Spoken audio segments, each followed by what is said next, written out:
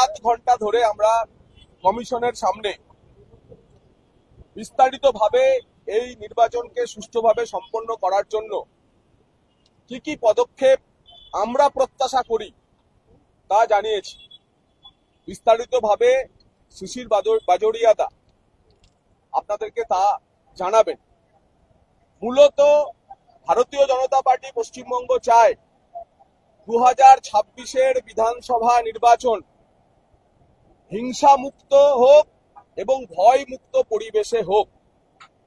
ভয় মুক্ত পরিবেশে হিংসা মুক্ত নির্বাচন সংগঠিত করার জন্য নির্বাচন কমিশনকে আমরা 16 দফা দাবিপত্র দিয়েছি এবং তার মধ্যে সবচেয়ে গুরুত্বপূর্ণ যে বিষয় তা হচ্ছে কেন্দ্রীয় বাহিনীর সদ্ব্যবহার। নির্বাচন কমিশন ফুল বেঞ্চ আসার আগেই পশ্চিমবঙ্গে প্রায় 40,000 কেন্দ্রীয় বাহিনী নামিয়েছে, কিন্তু রাজ্য পুলিশ যেভাবে কেন্দ্রীয় বাহিনীর ব্যবহার করছে বা কনফিডেন্স বিল্ডিং মেজার্স বা ভোটারদের যে তাদের মধ্যে গণতন্ত্র সম্পর্কে বিশ্বাস ফিরিয়ে আনার যে এক্সারসাইজ করছে কেন্দ্রীয় বাহিনী, তাতে আমরা অসন্তুষ্ট, সে কথা জানিয়েছি। এবং নির্বাচন কমিশনেরই সেই কাজ তা পুনরুদ্ধার করা। যদি হিংসা মুক্ত ভোট এবং ভয় মুক্ত পরিবেশ তৈরি করতে হয়, তাহলে পশ্চিমবঙ্গ পুলিশ এবং এখানকার সরকারি অফিসারদের যে তন্ত্র কাজ করছে, যারা চায় না ভোটাররা বেরিয়ে এসে নিজের ভোট নিজের দিক, তাদের বিরুদ্ধেও কঠোর, কড়া এবং উদাহরণযোগ্য ব্যবস্থা নেওয়ার আমরা অনুরোধ জানিয়েছি। কমিশন আমাদের কথা শুনেছেন। কমিশন জানিয়েছেন মুখ্য নির্বাচন কমিশনার যে তিনি যে রাজনৈতিক দলগুলিকে ডেকেছেন তাদের সঙ্গে আলোচনা করছেন, তাদের কাছ থেকে প্রত্যাশা করেন, কারণ কমিশনের একটাই লক্ষ্য হিংসা মুক্ত ভোট করানো, রিগিং মুক্ত ভোট করানো, শান্তিপূর্ণ ভোট করানো এবং একটি level playing field for all political parties তৈরি করা। তো সেই লক্ষ্যে আমরা ভারতীয় জনতা পার্টির পক্ষ থেকে বলেছি সব রকমের সহায়তা আমরা করব এবং কি কি বিস্তারিত আমরা জানিয়েছি এখন মাননীয় শিশির দা আপনাদের সামনে বলবেন, তারপর তাপস দা আমাদের বক্তব্য শেষ করবেন। জ্ঞানেশ কুমারকে নিয়ে যে বিক্ষোভ আছে সেটা নিয়ে কি বলবেন? বলছি,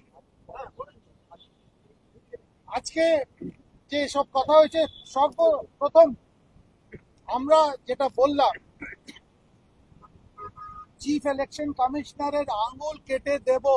শুধু জ্ঞানেশ কুমারজি, এটা আপনার ব্যক্তিগত আঙুল না, এটা হচ্ছে ইলেকশন কমিশন, তার মানে ভারতের সংবিধান। আমরা চিঠি দিয়েছি, আমরা এফআইআর করছি, আমরা ইলেকশন কমিশনকে বলেছি আপনারাও এফআইআর করুন, আর দয়া করে এটা ব্যক্তিগত নেবেন না।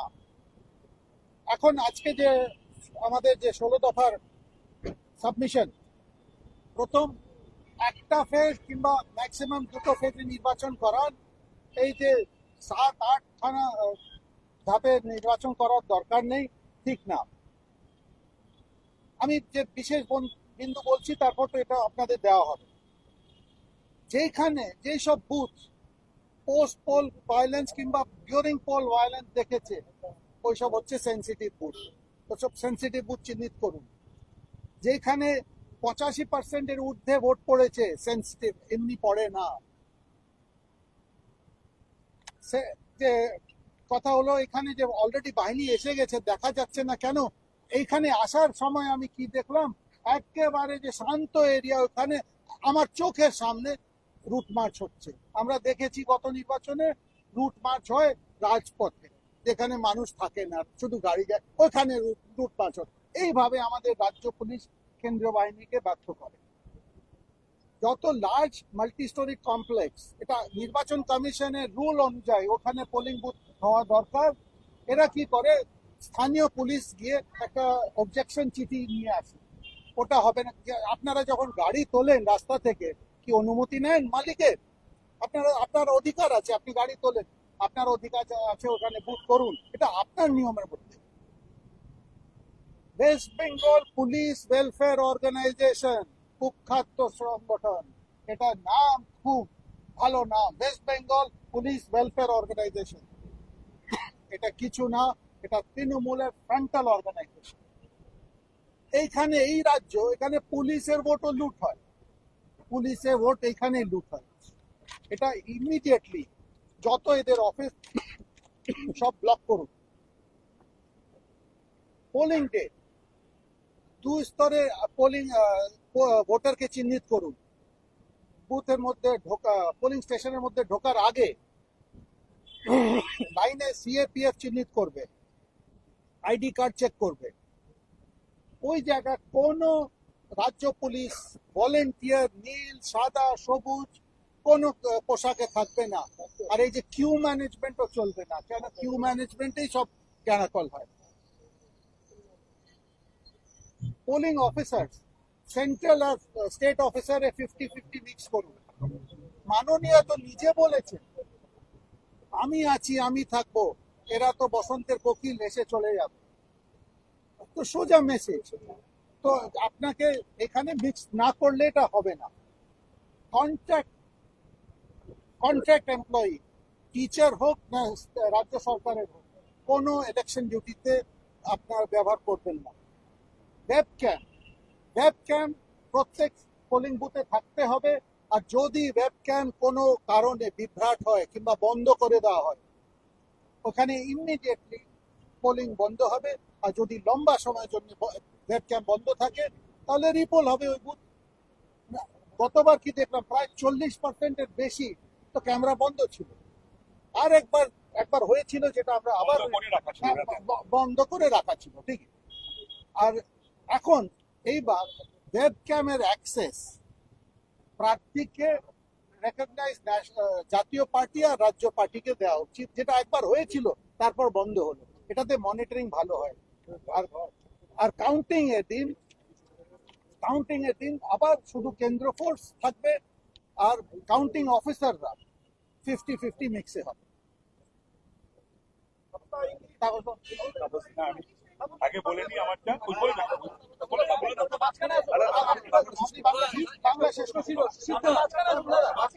বেশি মানুষ এখনো পর্যন্ত রয়েছেন যারা বিচারাধীন অবস্থায় রয়েছে, তাদের জন্য আপনারা কি বলবেন? আপনারা শুনলেন, জগন্নাথকে শুনলেন, আমাদের শিশির বাজুরিয়াকেও শুনলেন।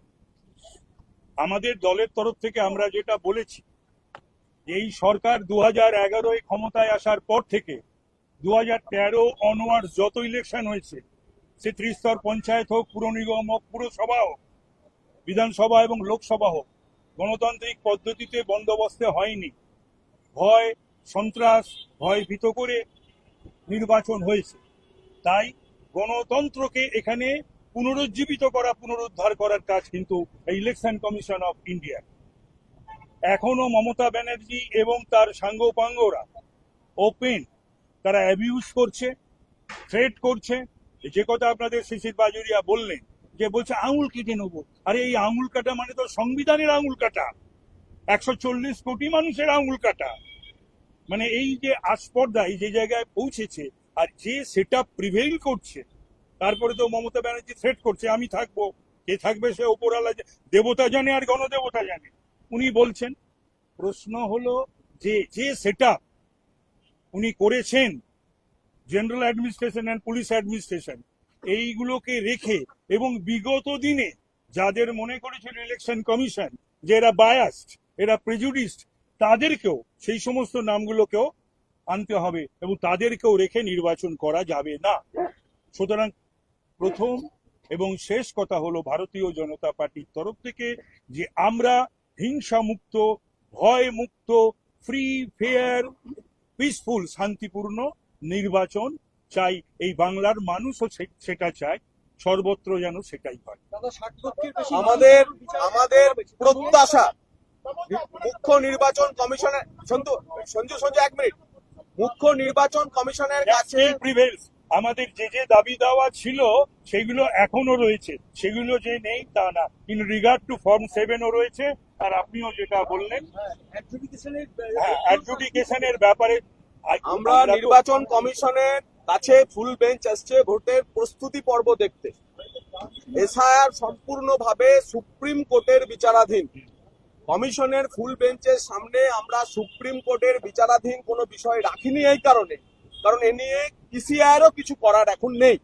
তার ফলে অ্যাডজুডিকেশন বলুন, এলডি বলুন, ফর্ম 7 বলুন, ফর্ম 7 বলুন, 6 বলুন, কোনো কিছু বিষয়ে আমরা এখানে That আলোচনা will করিনি। go by the direction of apex court. আজকের মিটিং ছিল পোল প্রিপেয়ার্ডনেস নিয়ে।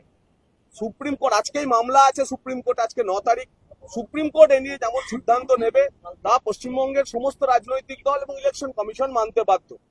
আমরা আমাদের প্রত্যাশা এবং অসন্তোষের কথা মুখ্য নির্বাচন কমিশনার সহ ভারতের নির্বাচন কমিশনের ফুল বেঞ্চের সামনে রাখার পরেতে দেশের মুখ্য নির্বাচন কমিশনার শ্রী গণেশ কুমার আমাদের কাছে যখন সহযোগিতা চেয়েছেন তখন একটি নির্দিষ্ট কথা বলেছেন এবং যা আমাদের কাছে অত্যন্ত আশাব্যঞ্জক মনে হয়েছে। আমরা আমাদের বক্তব্য শেষ করার পর গণেশ কুমারজি তার ভোটের যে ভোট দেওয়ার যে লোগো, ইলেকশন কমিশনের যে লোগো, সেটা তিনি দেখিয়েছেন।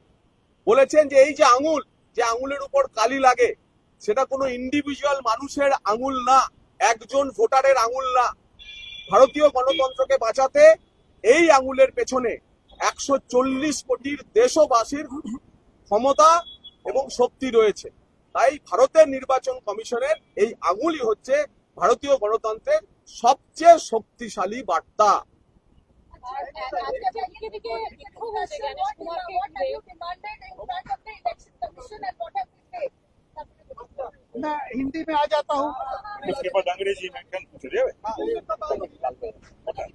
अच्छा, आगे हिंदी करते हैं फिर अंग्रेजी।